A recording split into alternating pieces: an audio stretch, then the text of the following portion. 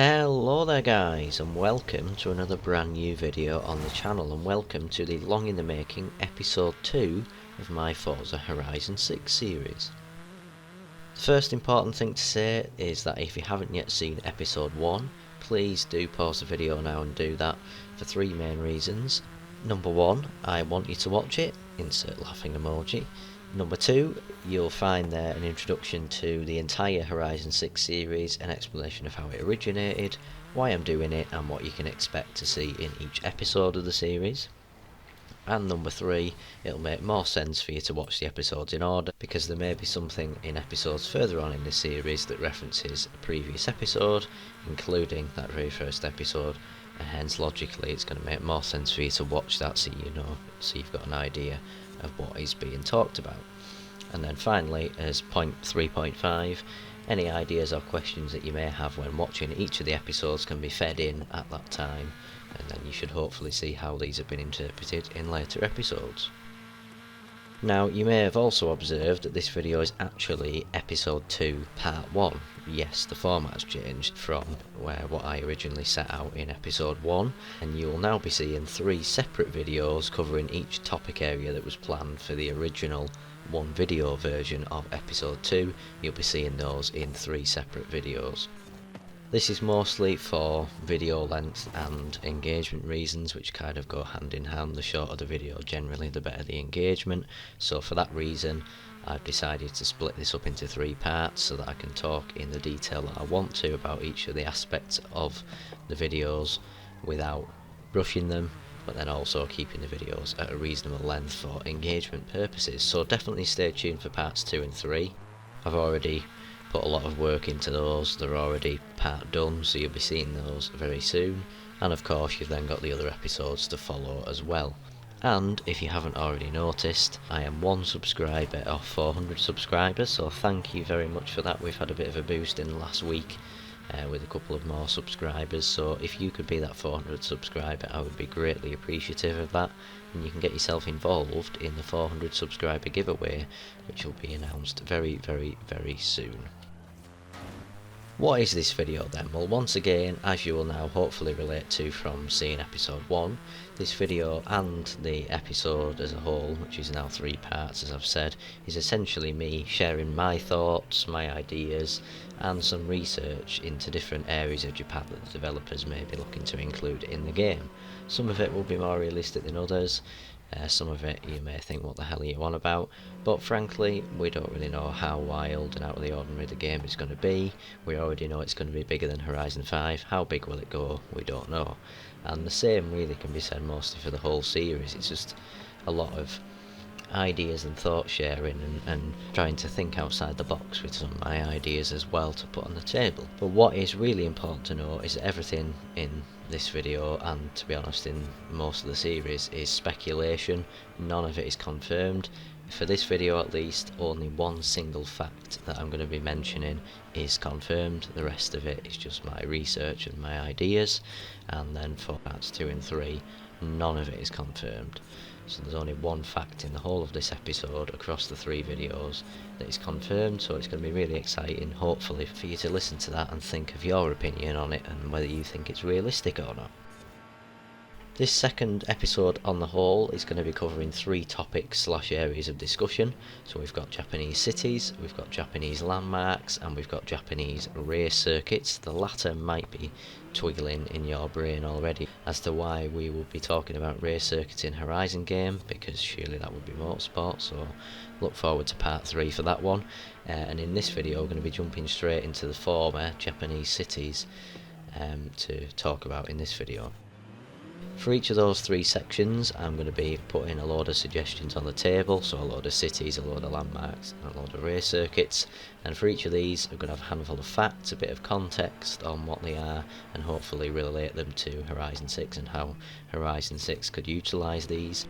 Linking in with this, I just need to clarify that this video is more about what I'm saying than what's on the screen, but that doesn't mean that there aren't going to be interesting and useful things popping up throughout. There's going to be images throughout. I've got loads of images saved that support all of what I'm saying. I'll have text popping up on the screen as well, and potentially some other things. However, the main focus of the video is what I'm talking about, It's not a podcast, it is still a video, so there is still that visual aspect, and I'm trying to get the balance right. However, please do be warned that there is a lot of discussion in this video, but hopefully it will be interesting. Hopefully you'll be able to engage with it and get on board with it.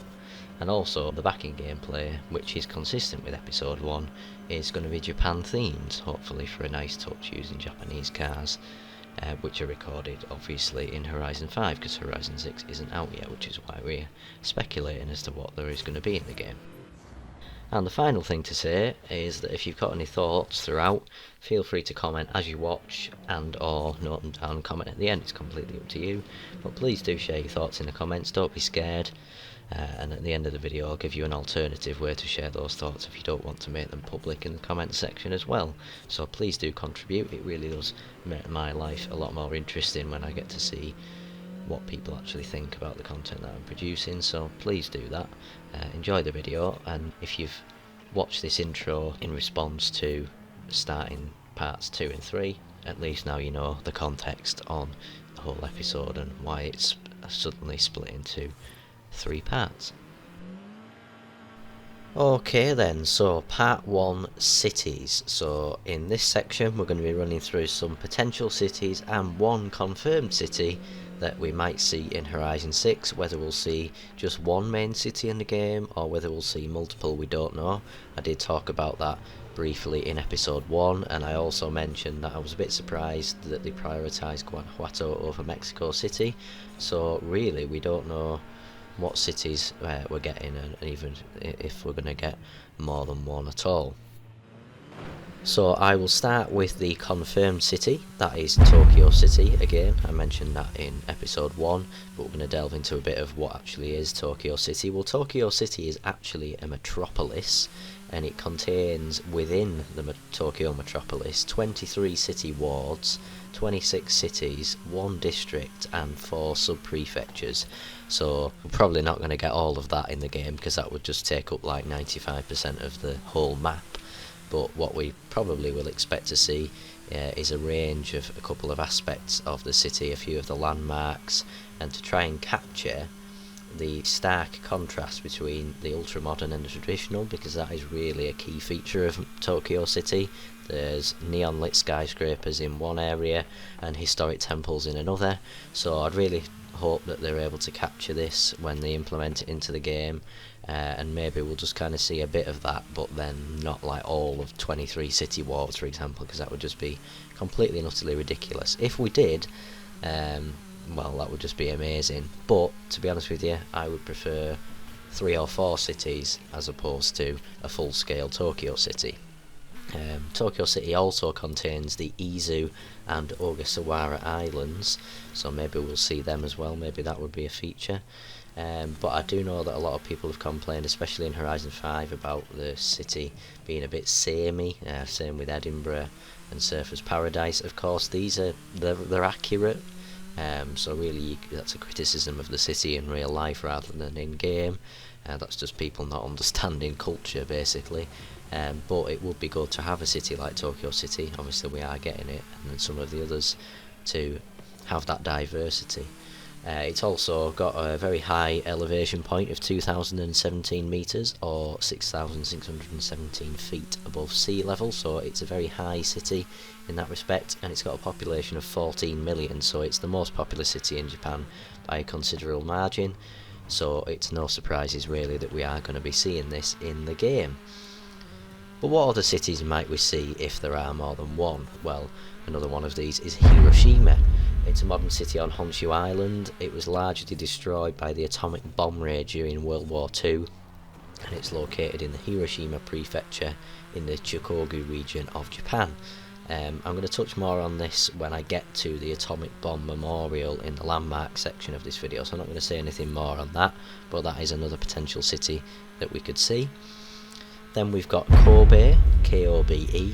This one is in Osaka Bay in central Japan, and it's the capital of the Hyogo prefecture. So Japan has these prefectures and regions and sub-prefectures and city wards, which are kind of similar to the UK's cities, counties, villages, etc., that kind of thing. Or, for example, Canadian provinces, US states and cities and stuff like that. Kobe is known for its signature marble beef and scenic setting of mountains framing the harbour, so it's a harbour city. There is Mount Rocco in the background, which you can travel to from Kobe on an antique cable car line, which is really cool. It'd be really cool if they actually included this. Well, I don't think we'd be able to get on the antique cable car line as a person, but just to be able to see it in photographs and stuff would be really cool. The hot springs of Arima Onsen can be accessed beyond the hills of Mount Rocco, and then because it's a harbour port city, the city's port was actually amongst the first in Japan to be open to foreign trade in the 19th century, alongside the ports of Yokohama, Nagasaki, Hakodate and Niigata.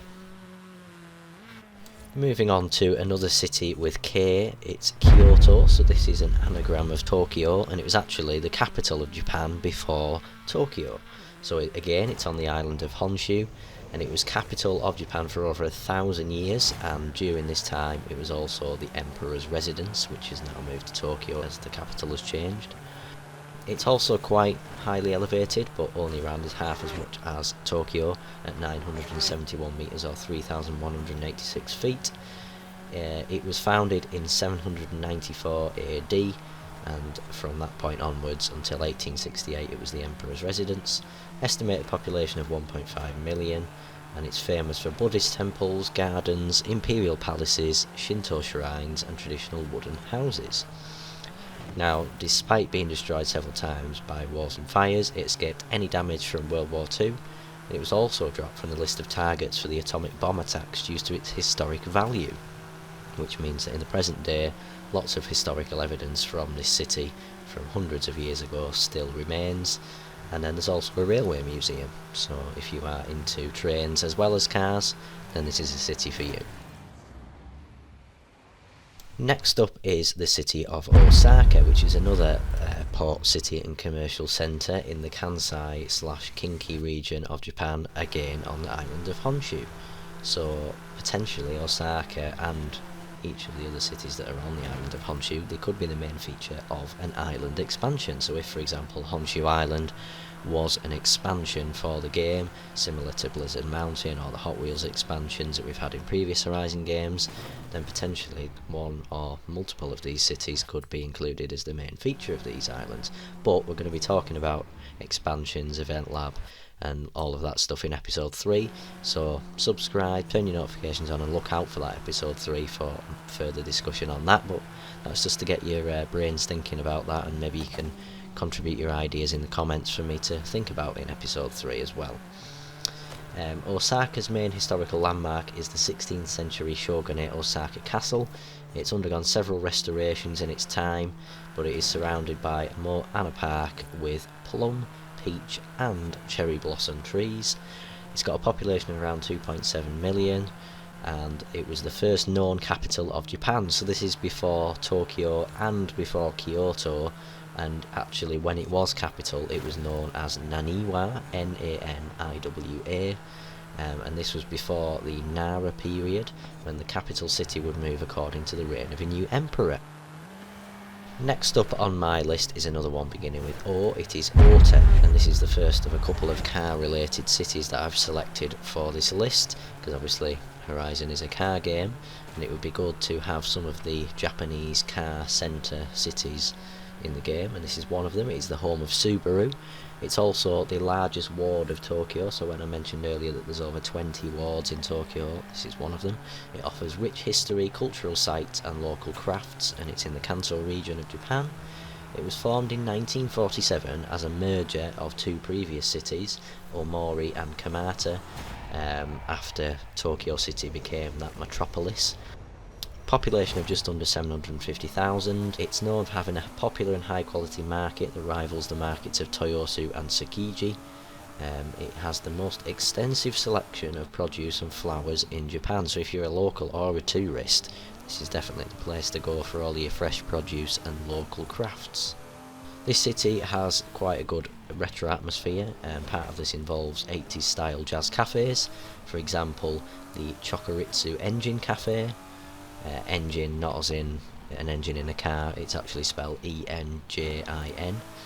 Also known as the Pithecanthropus erectus, This is a long-standing jazz cafe that only opens at night with quality beverages and live music, so if you're a bit of a nightlife going out person, then this might be a city for you, and hopefully we'll be able to experience some of that atmosphere within the game. That would be cool indeed. Next up, I mentioned it earlier because it's the other city with the railway museum, it's Nagoya. So that railway museum is hosted by Central Japan Railways, but there's also an amusement park, art museum, a reconstructed Nagoya castle and other sightseeing opportunities in Nagoya.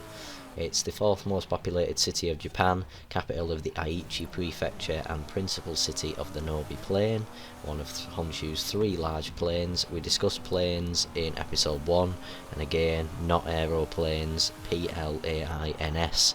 These are planes of the landscape, not ones that fly and take you on holiday. So if you want a bit of an in-depth discussion on the plains, then go back to episode 1. The city developed as the castle town of the Owari, which was one of 3 branches of the ruling Tokugawa family during the Edo period. However, most of the city was destroyed in the 1945 air raids that I've mentioned a couple of times in this video. Next up is another car city. It's Toyota, home of, well, have a guess. I'm not even going to tell you. I'm not even going to insult your intelligence with that one.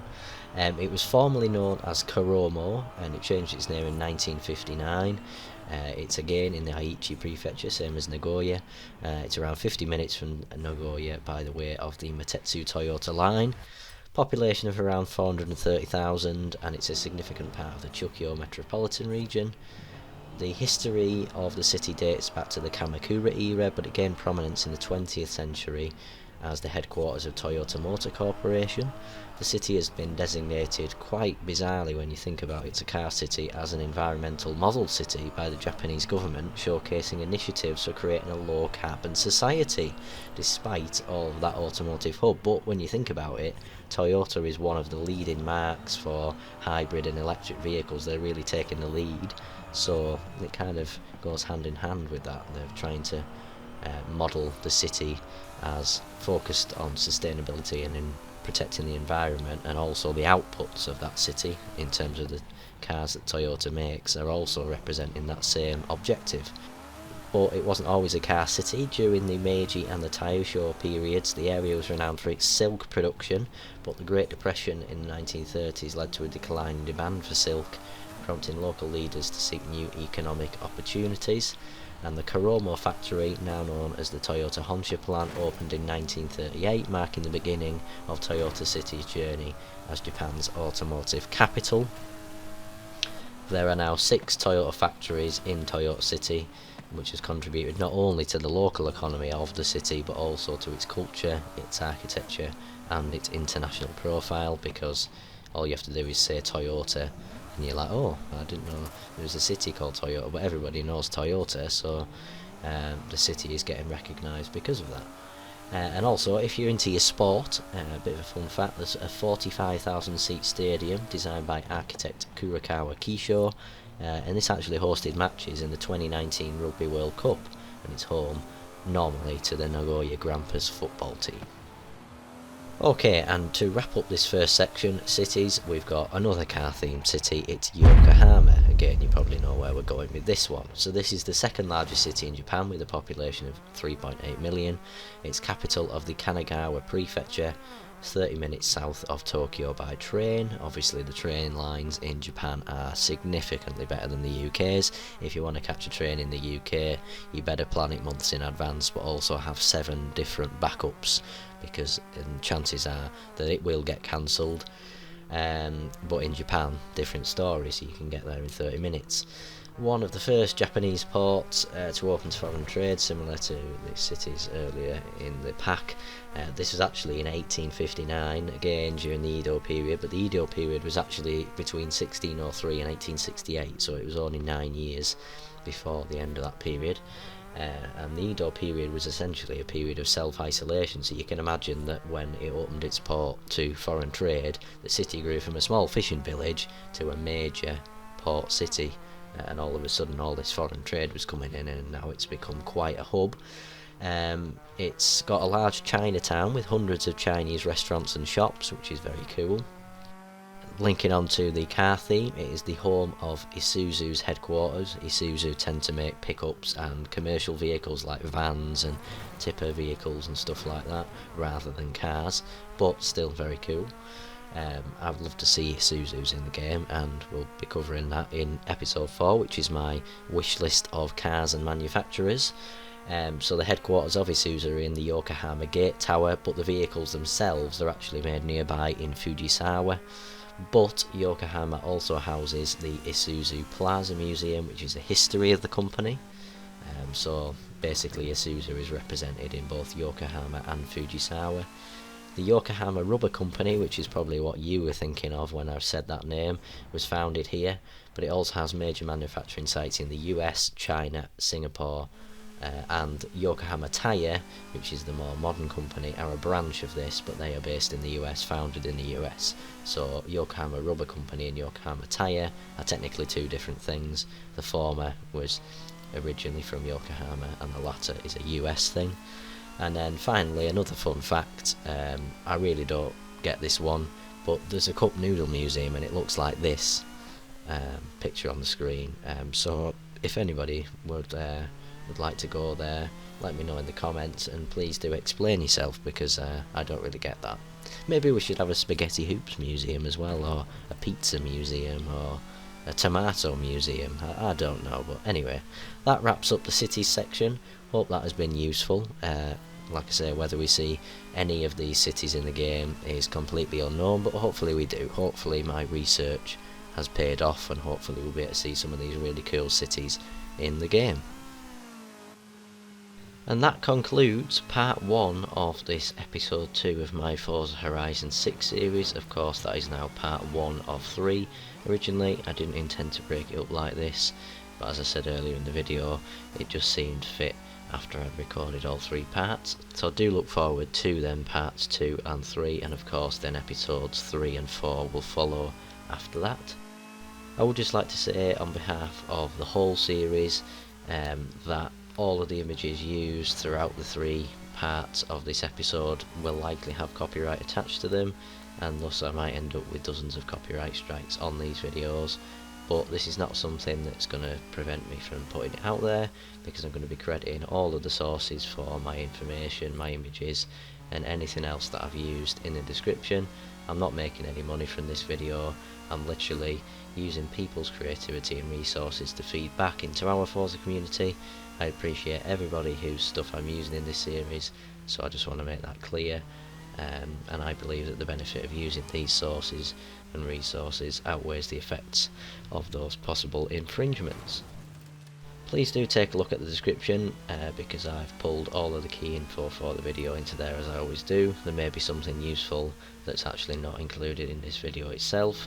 You'll also find the chapters down there as well for each of the cities discussed in this video, and I'll be doing that for the landmarks in part 2 and the race circuits in part 3. Hopefully this will make the ease of access to these videos a bit better for you. And then finally, as I mentioned earlier, you can leave your thoughts in the comments, but if you don't want to do that, alternatively you can message any feedback, ideas or suggestions directly to me personally on Xbox or on Discord. My usernames on both are Shylo2017, capital S on Xbox, a lowercase s on Discord, as you can see on screen. Please just let me know what you're referring to, because unfortunately I've had a hell of a lot of scammers and bots asking about how my channel's going lately, all of whom I've reported and blocked. One of them I did pretend to go along, wasted a bit of their time and then bombed them off, because frankly if you want to waste my time I'm going to waste yours. But I wouldn't want your lovely feedback to get mixed up and go in the bin along with all of that, so just let me know what you're referring to. Make sure that I know that you have actually watched the video, unlike the people that are claiming that they've watched my channel when actually they haven't. So I look forward to hearing your ideas, and hopefully you can look forward to seeing how I've used them in future episodes as well. Stay tuned for part 2, it's going to be coming very very soon. Part 3 and episode 3 will follow after that. Subscribe, turn your notifications on, and I will see you soon. Bye!